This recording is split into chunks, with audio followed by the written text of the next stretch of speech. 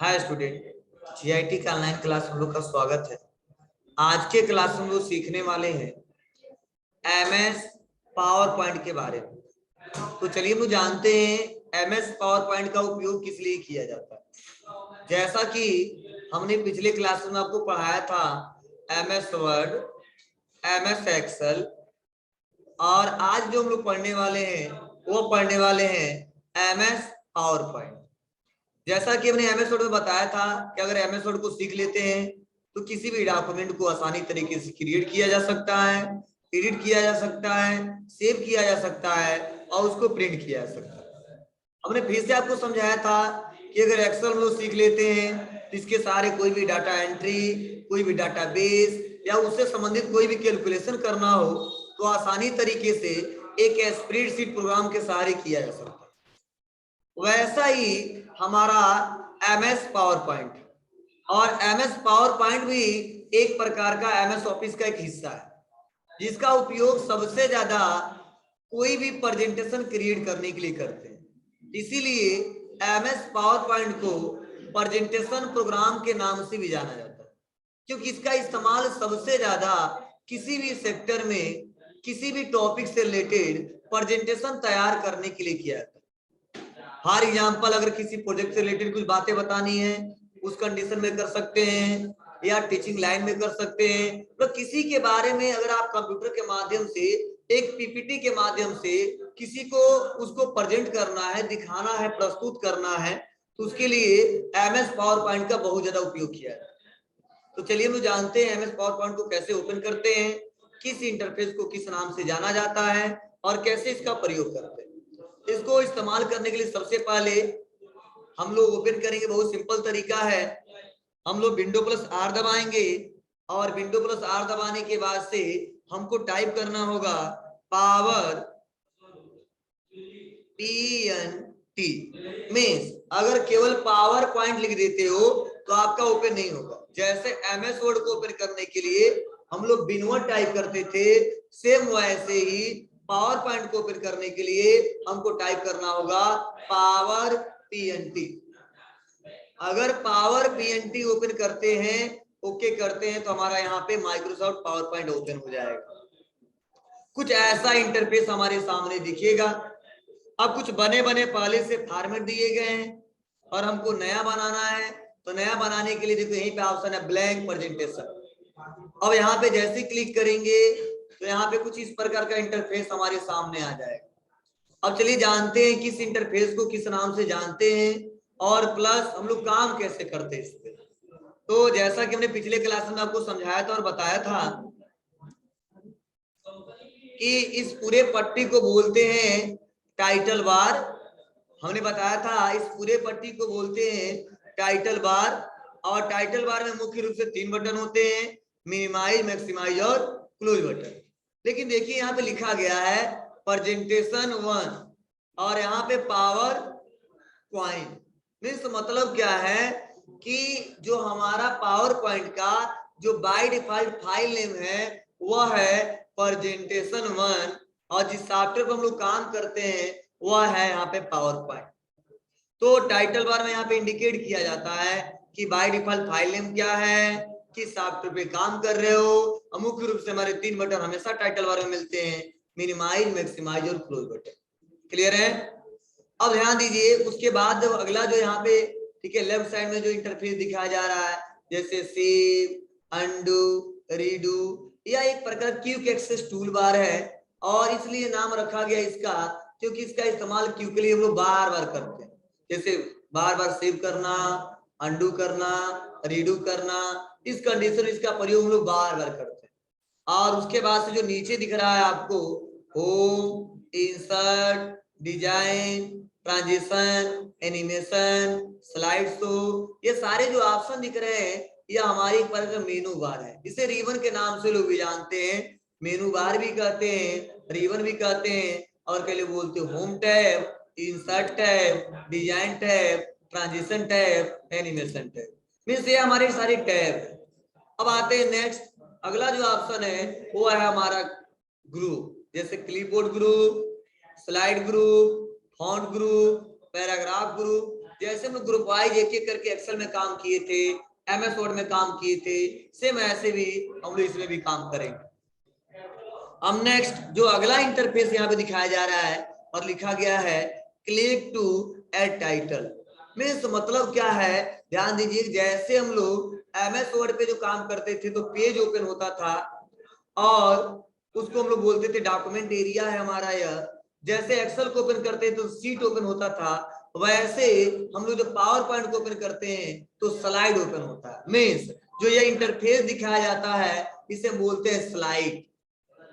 ठीक है, जैसे हम लोग एक्सेल में सीट बोलते थे, पावर पॉइंट में पेज बोलते थे, वैसे हम लोग पावर पॉइंट एमएस वर्ड में पेज बोलते थे, वैसे पावर पॉइंट में हम लोग बोलेंगे स्लाइड। क्योंकि जो भी काम करेंगे वो स्लाइड के माध्यम से करेंगे। देखिए यहाँ पे स्टेटस बार में आपको बताया भी जा रहा है, स्लाइड 1 ऑफ 1। मीन्स पहले सीट बताया जाता था एक्सेल में, ठीक है, एमएस वर्ड में पेज बताया जाता था, लेकिन इसमें देखिए बताया जा रहा है स्लाइड 1 ऑफ 1। मतलब हमने एक ही स्लाइड अभी ओपन किया है और पहले स्लाइड पे हम लोग काम कर रहे हैं। तो अगर कोई पूछता है कि पावर पॉइंट में जो काम करते हैं उस एरिया को क्या कहते हैं, तो हमें बताना पड़ेगा स्लाइड पे काम करते हैं।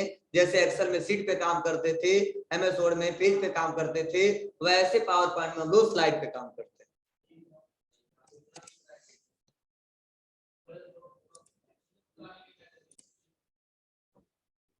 जैसा कि हमने इसके बारे में समझाया और बताया, अब सपोज मान लीजिए हमको कोई प्रेजेंटेशन क्रिएट करना है तो उसके लिए करते क्या है। जैसे देखिए पहला जो ग्रुप है क्लिपबोर्ड ग्रुप है और इसमें कट, कॉपी, पेस्ट और फॉर्मेट पेंटर सेम वही है जो हम लोग वर्ड एक्सेल में पढ़े थे। तो इसमें हम लोग को डिस्कस नहीं करना है, हमको डिस्कस कहां से करना है तो स्लाइड ग्रुप में करना है।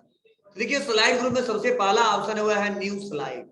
मीन्स जब भी हम कोई प्रेजेंटेशन क्रिएट करेंगे, जब भी हम कोई प्रेजेंटेशन क्रिएट करेंगे तो सबसे पहले हमको न्यू स्लाइड लेना होगा और न्यू स्लाइड के सहारे हम कोई प्रेजेंटेशन क्रिएट करते हैं। और देखिए यहाँ पे न्यू स्लाइड के लिए शॉर्टकट भी दिया है Ctrl+M। अगर कोई पूछे कि न्यू स्लाइड ओपन करने के लिए शॉर्टकट की क्या होता है तो आप जवाब दे सकते हो Ctrl+M। मीन्स जब भी कोई आप प्रेजेंटेशन क्रिएट कर रहे हो और जहां पे किसी स्लाइड की रिक्वायरमेंट हो रही है, जैसे हम लोग एमएस वर्ड पढ़ते थे तो एमएस वर्ड जब ब्लैंक पेज लेना होता था तो हम लोग ब्लैंक पेज पे क्लिक करते थे।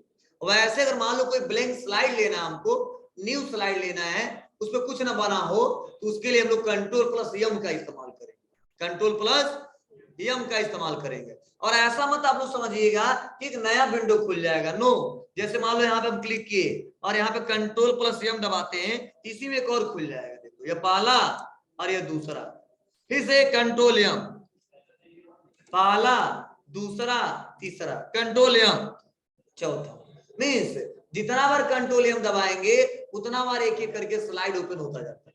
और देखो स्लाइड वाइज ही हम लोग प्रेजेंटेशन क्रिएट करते हैं, ऐसा नहीं एक सीट में हजारों लोग का डाटा बना दिए, ठीक है, वो बनाते थे एक्सेल में, लेकिन इसमें हम लोग एक स्लाइड पे एक मेन जो टॉपिक होता है उसको बनाते हैं, उसके बाद मेन टॉपिक उसको बनाते हैं, एक एक करके स्लाइड वाइज टॉपिक वाइज हम लोग कोई भी प्रेजेंटेशन क्रिएट करते हैं। तो यहाँ पे ऑप्शन दिया है, इसका इस्तेमाल करके हम लोग देख सकते हैं। चलो हम यहाँ पे क्लिक करते हैं। अब देखिए जैसे हम यहाँ पे क्लिक किए तो स्लाइड का यहाँ पे कुछ लेआउट दिखाया जा रहा है। जैसे पहला है टाइटल स्लाइड, दूसरा है टाइटल एंड कंटेंट्स, तीसरा है सेक्शन हेडर, चौथा two contents, comparisons, title only, blank, content with the caption, picture with the caption. अब इसका मतलब क्या होता है, मींस जैसे हम न्यू स्लाइड पे क्लिक किए तो आपसे पूछा जाता है कि आप स्लाइड कैसे बनाना चाहते हो, प्रेजेंटेशन कैसा क्रिएट करना चाहते हो। क्या टाइटल स्लाइड केवल टाइटल देके उसके बारे में लिखना है कि टाइटल एंड कंटेंट, मतलब टाइटल दीजिए उसके बारे में कंटेंट्स बना के लिखने हैं तो ये ले लीजिए, केवल हेडर देना है तो ये ले लीजिए। टू कंटेंट्स मींस एक मेन हेडिंग हो, अगर उसके बारे में दो के बारे में समझाना है, दो कंटेंट्स हो आपके पास तो आप आसानी तरीके से क्रिएट कर सकते हो। या कंपैरिजन करना है, कोई ऐसा स्लाइड बनाना चाहते हो जिसमें दो व्यक्तियों के बीच, दो हेडिंग के बीच तुलना करना हो, तो वहां पे क्या लेते हैं, कंपैरिजन का ले लेते हैं। टाइटल ओनली केवल टाइटल दिखाता है। तो जो आपको प्रयोग करना अपने रिक्वायरमेंट के हिसाब से प्रयोग कर सकते हो। और तुम सोच रहे हो नो हम अपने हिसाब से बनाए, इसके लिए ब्लैंक पे क्लिक करेंगे। चलो मैं अपने हिसाब से बनाना चाहता हूं, इसके लिए क्या करूंगा, इसको पहले मैं हटाता हूं थोड़ा सा कुछ टाइम के लिए, और इसको भी मुझे नहीं रखना है, मैं यहाँ पे आता हूँ और ब्लैंक पे आता हूँ, एक ब्लैंक स्लाइड लिया और इसको मैं यहाँ पे क्या करता हूँ, डिलीट कर देता हूँ। तो देखिए यहाँ पे ब्लैंक स्लाइड आ गया। अब जो भी काम करना है यहाँ पे काम किया जा सकता है। और ऐसा भी नहीं है जैसे आए और लिखना चालू कर दिए लिख देगा, नो, ऐसा नहीं। पेज के जैसा, एक्सेल के जैसा हम क्लिक किए और लिखना स्टार्ट, मैं कीबोर्ड से कितना दबाऊंगा कुछ मतलब नहीं, ठीक है, टाइप ही नहीं होगा कुछ। मींस इस पे टाइप करने के लिए हमको टेक्स्ट बॉक्स लेना पड़ता है। अगर टेक्स्ट बॉक्स नहीं लेते हैं तो हम आसानी तरीके से तो कोई काम नहीं कर सकते। फॉर एग्जांपल जैसे हम यहाँ पे इंसर्ट पे आते हैं और देखिए यहीं पे लिखा है टेक्स्ट बॉक्स। जब टेक्स्ट बॉक्स पे क्लिक करेंगे और क्लिक करने के बाद कहीं पे फिर से क्लिक करेंगे और क्लिक करने के बाद लिखेंगे एमएस या माइक्रोसॉफ्ट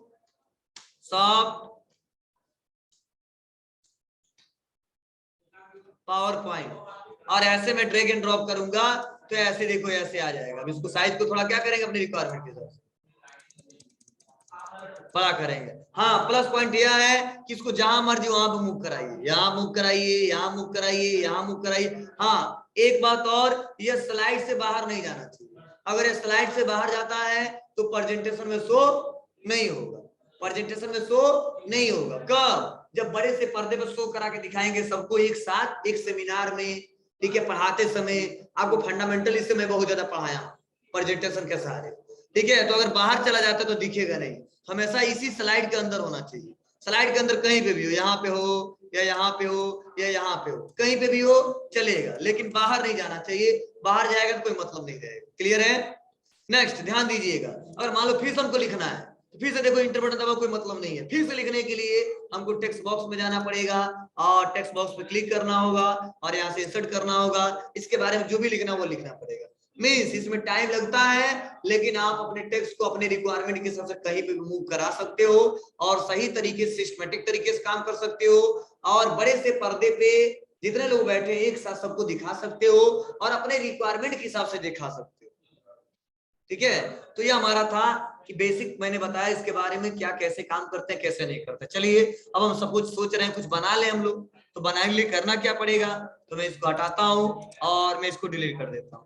सपोज मैं बना का इस्तेमाल करना चाहता हूँ, इसके लिए यहाँ पे न्यू स्लाइड पे आएंगे और देखो मैं कंपैरिजन वाला ले रहा हूँ, कंपैरिजन क्लिक करते हैं और क्लिक करने बाद यहाँ पे आ जाते हैं, करा click to add title.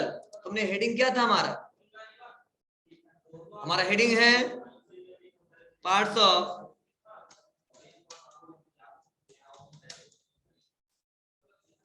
Computer, और मैं इसको क्या करता हूँ सेलेक्ट करता हूँ और सेंटर में कर देता हूँ, थोड़ा साइज मैंने बड़ा कर दिया। अब कहो सर यहाँ पे तो टेक्स्ट बॉक्स नहीं लिया आपने, क्योंकि टेक्स्ट बॉक्स पहले से इसमें इंसर्ट है, लेकिन अगर ब्लैंक लेंगे तो वहां पे हमको बनाना पड़ेगा क्योंकि बना फॉर्मेट दिया है, और इसको ऐसे बड़ा कर देंगे बस। और अभी फॉर्मेटिंग चेंज करना हम बताएंगे आपको। अब क्लिक यहाँ पे कर देंगे हार्डवेयर,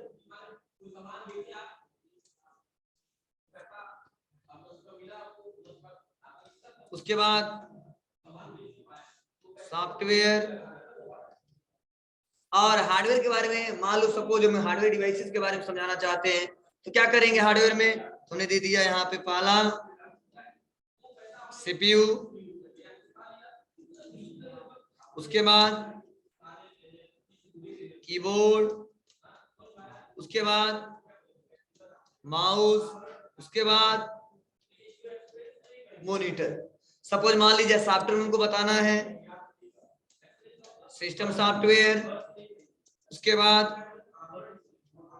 एप्लीकेशन सॉफ्टवेयर, मतलब अपने रिक्वायरमेंट के हिसाब से जैसा सेट करना सेट कर लेंगे।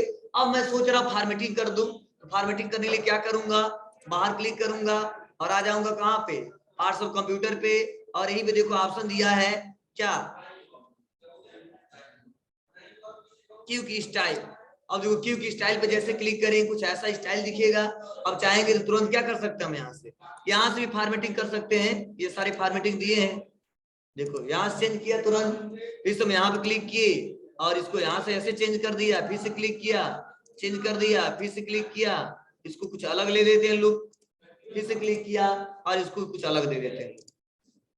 तो थोड़े टाइम में आसानी तरीके से हम ऐसे पीपीटी तैयार कर रहे हैं, ठीक है। और मान लो आपको पढ़ाना हमको, तो क्या करेंगे, बस हम दबाएंगे क्या, यहाँ पे स्लाइड शो करेंगे, और स्लाइड शो के लिए क्या होता है F5। जैसे हम F5 करेंगे कुछ ऐसा दिखेगा बड़े से पर्दे पे।